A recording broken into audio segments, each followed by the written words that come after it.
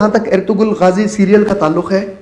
میں واضح طور پہ بتا دوں اس کے بارے میں ایک ایسی حقیقت جو بہت ساروں کو شاید نہ معلوم ہو۔ ارطغرل غازی یہ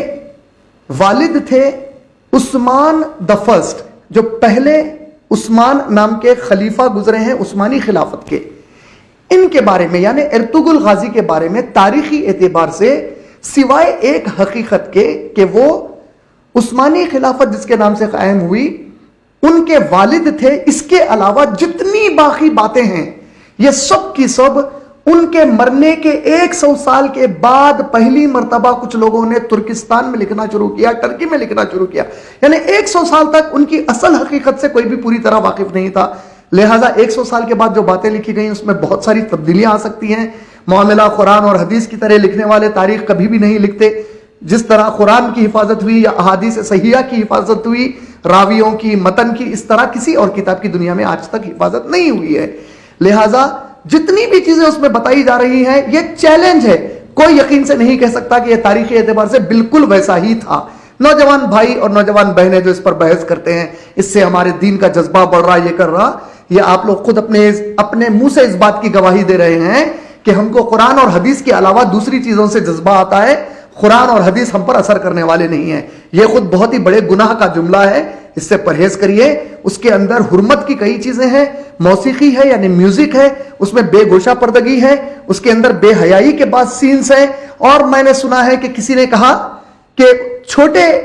حرام ہیں وہ بڑے حرام سے تو کم ہے۔ لہذا دیکھ سکتے ہیں میری نظر میں یہ بالکل غلط جملہ ہے۔ حرام بڑا ہو یا چھوٹا ہو، دنیا کا کوئی شخص یہ فتویٰ نہیں دے سکتا کہ چھوٹا حرام یا تھوڑا حرام کر لو، بڑے حرام سے بچ جاؤ۔ یہ بالکل غلط بات ہے، اس سے بچنا چاہیے۔ اس کے ذریعے سے ہم کئی دوسری گندگیوں میں جا سکتے ہیں، اور سب سے خطرناک چیز جو اس میں بتائی جا رہی ہے، میں نے ابھی تک وہ سیریل نہیں دیکھا ہے، اس کے کچھ پوسٹرز دیکھے ہیں یا فیس بک پر کچھ ایڈورٹائزمنٹ کبھی کبھار ایک آدھ بار جھلک پڑی ہے، لیکن کبھی بھی نہیں دیکھا کیونکہ میری کوئی اس میں دلچسپی بالکل نہیں ہے، کیونکہ اس کا تعلق نہ صحابہ سے ہے، نہ خلفاء سے ہے، نہ انبیاء علیہ الصلوۃ والسلام سے۔ اور اگر انبیاء، خلفاء اور صحابہ سے ہوتا بھی تب بھی اس شکل میں اگر کوئی چیز بنائی گئی تو میں بالکل نہیں دیکھتا۔ جتنے بھی موویز اسلامی تاریخ پر بنائے گئے ہیں، آپ لوگ تعجب کریں گے کہ 99.99% ان کو بنانے والے وہ ذلیل لوگ ہیں جو صحابہ اور صحابیات کو گالی دیتے ہیں، بی بی عائشہ کو گالیاں دیتے ہیں۔ اب آپ لوگ سمجھ ہی گئے ہوں گے کہ یہ اتنے جہنم کے یہ کیڑے کون ہیں، شیطان کے بھائی اور بہن یہ کون ہیں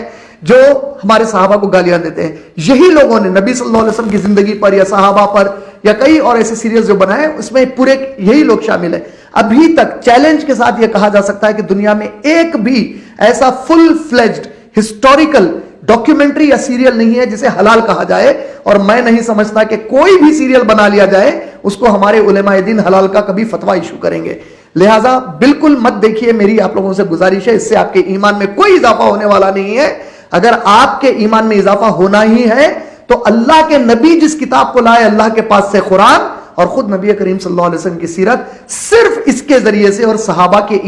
ایمان فروز بہت ہی بہترین ایمان کو بڑھانے والے زندگی کے واقعات سے ہی ہمارا ایمان بڑھ سکتا ہے۔ اس کے علاوہ بھی اگر آپ پھر بھی دیکھنا چاہتے ہیں، سننا چاہتے ہیں، تو صلاح الدین ایوبی رحمۃ اللہ علیہ کا معاملہ ہے یا ہمارے اکابر علماء کا معاملہ ہے، تو ان کے بارے میں پڑھیے، آپ کو بہت ساری چیزیں جذبات کے ساتھ آپ کے اندر ایمان کو تازہ کر دیں گی۔ ارطغرل غازی بہرحال کسی شکل میں بھی ایک جائز سیریل نہیں ہے۔ ساتھ میں اگر آپ دلیل کے طور پہ مجھ سے کوئی دلیل مانگیں گے تو میں یہ دلیل دوں گا کہ صحیح بخاری جلد نمبر 3 حدیث نمبر 251 2051 میں پیارے رسول کریم صلی اللہ علیہ وسلم نے فرمایا، حلال جو بھی ہے میں نے تم سب کو بتا دیا، حرام جو بھی ہے میں نے تم سب کو بتا دیا۔ میرے جانے کے بعد اگر کچھ چیزیں ایسی آ جائیں جس میں شبہات اور شک پیدا ہو جائے کہ یہ حلال ہے یا حرام،